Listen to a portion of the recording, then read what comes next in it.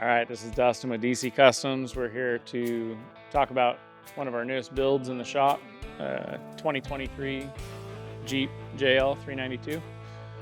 I got a whole list of aftermarket components going on in this guy. We'll start off with fender chop. So we decided to utilize the factory fender flares, and we go through and cut the bottom portion, the black portion of the fender flare off, and only utilize the painted portion of it. We're facilitating that by using the Quake LED fender chop kit. So it's a higher mounted slimline LED light, where the factory light is pretty large, probably hangs down about that far, and then there's probably at least another inch of plastic trim that's going around the bottom side of the fender. So for us to get enough up travel out of it without lifting it super tall, we've decided to go to this fender chop option. We're using the Moto-built fabricated inner fender liners and the American Adventure Labs bolt kit. So these are normally held on with like a plastic push clip that is very prone to popping loose and falling off. So now it has a nutsert that goes into the fender with hardware that actually bolts on and holds fender on.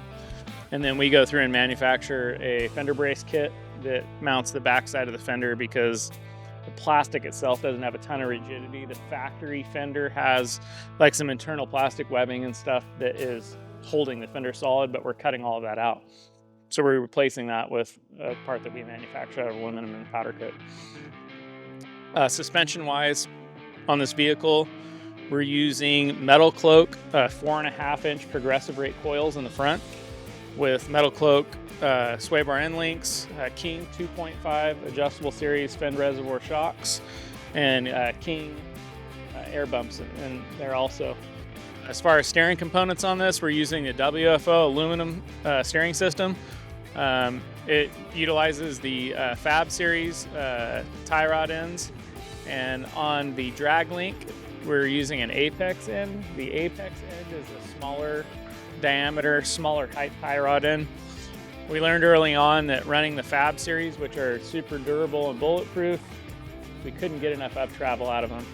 So by going to the Apex series, we were able to get a little bit more up travel out of them, because that diameter of the height and diameter of the tie rod end was actually contacting the drag link, and the tie rod end were contacting each other.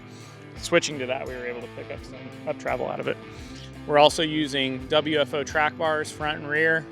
They're a chromoly track bar with their WFO track bar brace.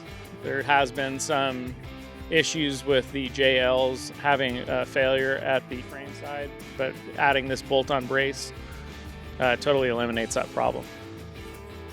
We are also using PSC hydraulic ram assist system on this.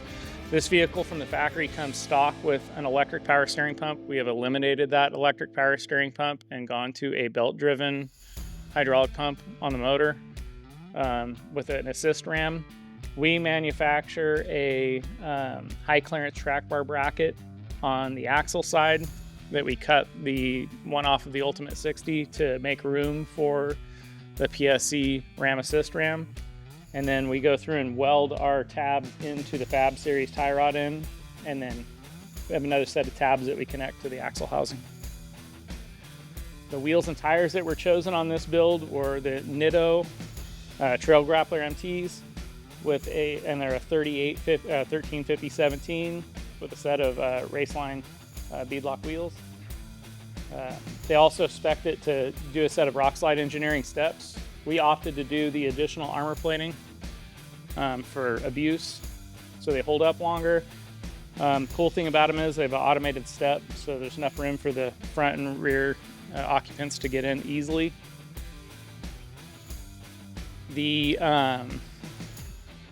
For the link system that we used on this, we chose to use a WFO long arm system.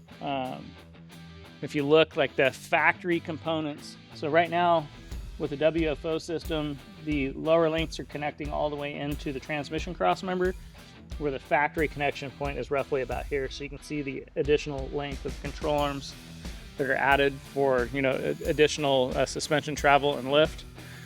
The rear system, same thing, WFO fully integrated upper and lower control arm system that bolts into the frame.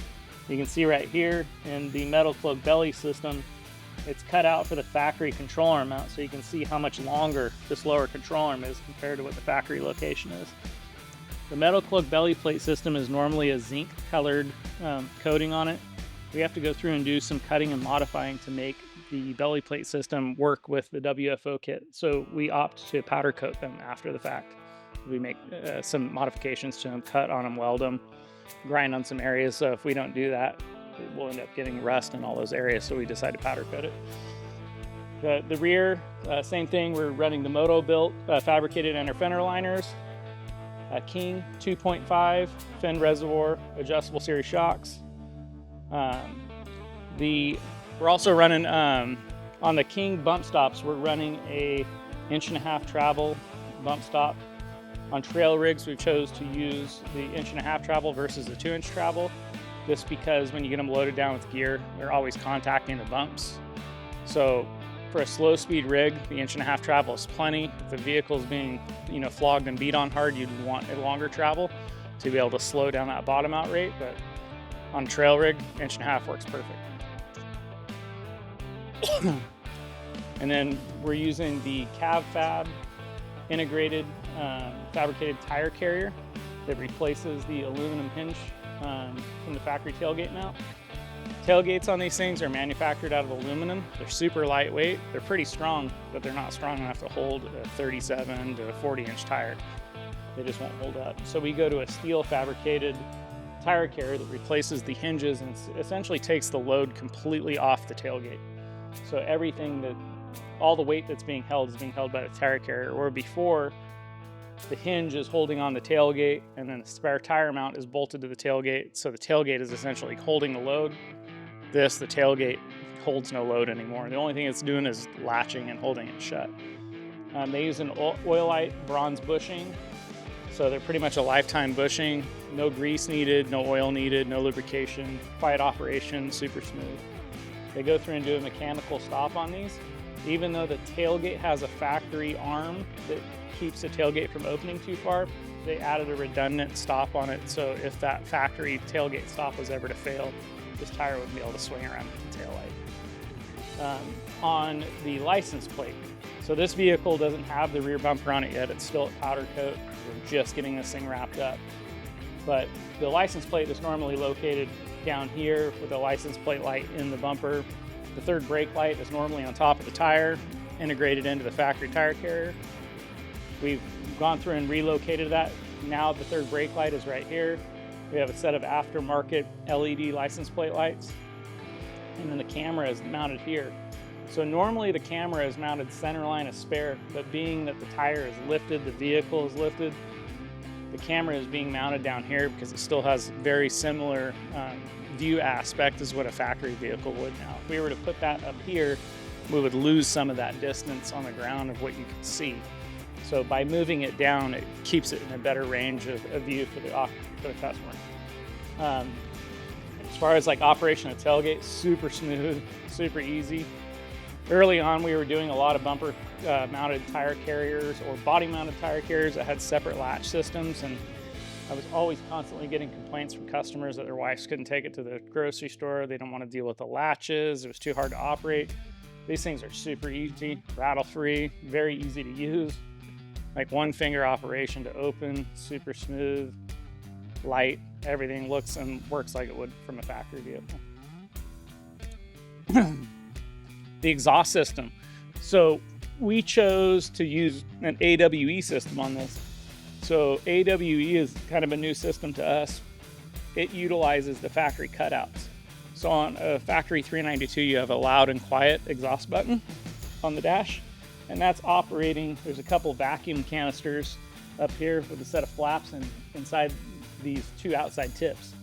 And what that does is when it's on the loud setting, they're open. When it's on the quiet setting, it closes them off and it runs the exhaust through another chamber of the muffler. So it gives you the best of both worlds. So if you want it quiet, you hit the button, leave it on the quiet setting. If you want it to scream and make a lot of noise, you open it up. One thing is even when it's on the quiet setting, if you take it out and drive it hard and punch it, it blows those things open anyway. because it builds up so much back pressure in the muffler, it just pushes them open regardless. Rear axle is a Dana Spicer Ultimate 60. Both front and rear axles have 4340 chromoly axle shafts, 35 spline, 538 ratio with E-lockers front and rear. Pretty seamless install. Everything in the dash and everything works like a factory Jeep would. We do all that via Taser products. So Taser makes a JL Mini that allows us to go through and reprogram the computer to accept the different gear ratio, tire size. And then there is a JL integration harness for aftermarket lockers that essentially tricks the ECM to knowing when the locker is locked or unlocked, because the factory locker has an internal switch inside of it that tells it when it's engaged. These don't have that. So there's like an external relay that is tricking that signal to the dash. So if a JL doesn't see the rear is locked in, the front will never lock in. So you have to let it think that it locked in, and that's done via ground, not via power. So that's why you have to use an external relay. Taser makes a product that's plug and play. You just plug it in. Early on, before Taser was around, we were actually manufacturing those harnesses in-house every time we were doing these, until somebody else started making them. We can't even build them for what they were selling them for. So as far as the installation of the rear axle, we're pretty much using it in its exact stock form. The only thing we're doing is we're going through and cutting the bottom of the control arm pockets off and putting a skid plate on the bottom. And after we go through and establish our bump height, we figure out how much shock shaft we're wasting. So if we're bumping a vehicle out due to the tire size and we're not utilizing all of that up travel out of the shock and we have some shock shaft left, we'll go through and move the lower mount up and we'll pick up droop. So we're, say the shock is normally like 10.5 or 11-inch travel shock. If you leave it in its stock form and you bump 1.5 inches or 2 inches of the shaft out of it and you never move the lower mount, now you only have 9 inches of travel or 10 inches or whatever it may be. So we go through and move the mounts to try to pick up everything that we can get out of that shock shaft as far as travel goes.